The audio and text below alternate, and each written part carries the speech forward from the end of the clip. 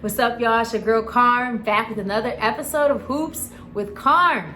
It's that time of year, the NBA Finals. It's happening. It's been a great series so far. Boston Celtics versus the Golden State Warriors. The Celtics are up in the series. They lead 2-1. Now tonight is Game 4 in Boston. So if you haven't been watching, I'm gonna go over quickly what happened in games 1 through 3. So game 1, Celtics got the win. Why? They played great defense and they had a big fourth quarter offensively. Brown, White, Smart. Al Horford had a record night from the 3-point line.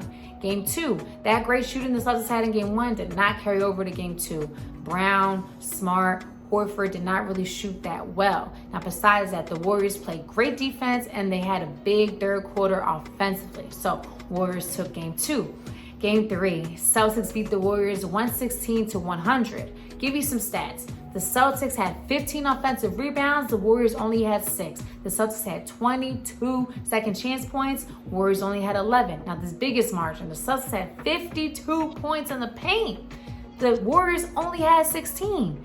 Now, the Warriors were getting out in transition. They had 18 fast break points. The Celtics only had 4. But Tatum, Brown, and Smart all were in double digits in game 3. So what happened? The Celtics are just imposing their will on the Warriors. Whatever the Warriors are trying to do, the Celtics are right there with the energy and effort, getting overboards, getting blocks. And the Warriors just weren't hustling. They weren't scrapping. They weren't scraping. They weren't being rough and tough. They were kind of just backing up like, oh, well, y'all are bigger. Because let's just call a spade a spade. The Celtics are a bigger, more athletic team than the Warriors. The Warriors have to go small because that's their roster. That's what they're composed of, okay? But the Celtics, they just really bullied and bodied the Warriors in game 3. Steph and Clay had a big third quarter in game 3. They both combined for 25 points. That's how much the Celtics had in the entire third. So they had a good third quarter, but in the fourth, the Warriors are playing kind of hero ball. They weren't passing. They weren't playing warrior ball at all. Draymond got ejected. So the Warriors lost game 3. Now, game 4 tonight in Boston. Boston is a great home team, especially in the playoffs. So what do the Warriors need to do to win? First and foremost, address these matchups and the switches, okay? Every time Tatum, Brown, Smart, or White get the ball at the top of the key, Steph is getting the switch. He's coming over. He's guarding them. They're going right at Steph every time. Now, Steph is the best player on either side in this series. Let's be honest. He's the best player. But what are you going to do to address that switch? Every time they go right at him, and Steph is not the biggest guy, they getting in the paint, getting what they want. That's why they have so many paint points, because they're attacking. They're not just settling for jumpers or for three-point shots. They're going right at you, trying to get fouled or just get the ball to the rack. So what are the Warriors going to do to address that switch? If it's me, I'm going to be doubling Tatum and Brown at the top of the key no matter what. That's me. I'm doubling them. If someone is going to win the NBA Finals for the Celtics, it's not going to be Jason Tatum or Jaylen Brown. It's just not. Because here's the thing. A team can be bigger, stronger than you, but what are you going to do to combat that? Now, the Warriors roster, it is what it is. You can't change the roster, but what are you going to do to combat that they're bigger and more athletic than you?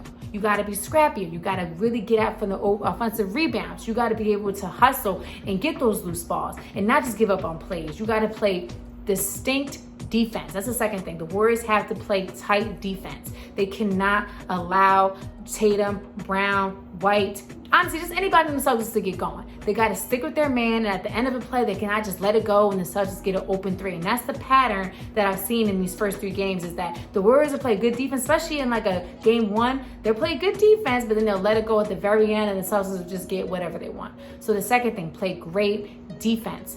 Third thing, Warriors have to play Warriors basketball. Move the ball. Pass. Don't just settle for, a 3-point shot at the beginning of a clock, unless you're Steph Curry. Steph can do whatever he wants to Steph. Now, Steph might be a little hurt tonight. He kind of hurt his thigh in game 3, so he's not at 100%, okay? And then Draymond.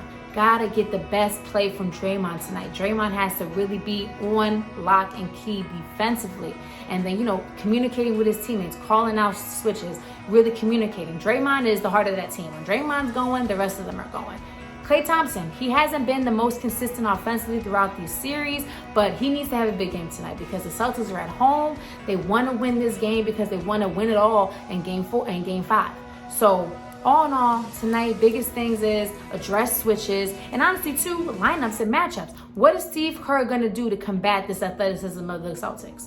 Now, I would switch it up, just kind of switch up my players because obviously, say Jordan Poole. Jordan Poole is great offensively, but he's seen and shown in this series that he's made mistakes. He's made dumb passes, especially in that game one. The Warriors kind of had that game most of the game, but then in that going into the fourth, when Curry sat down, Poole and whatever that weird lineup was, they kind of just let it all go. And then the Warriors just went down from there and the Celtics had a big fourth. So it's about the lineups and the matchups. I would put an Iggy in there, even Mooney for the size. Bielitsa, he's not the fastest guy. He's not the best in terms of a matchup, but I would just kind of try to body and bring size in there, especially on doubles. Like I would definitely change it up and really give the Celtics a new look because right now, to me, the Celtics kind of just haven't figured out and they got the size. If you got the size, you got to do something strategically to combat that. That's what the Warriors' key is for tonight.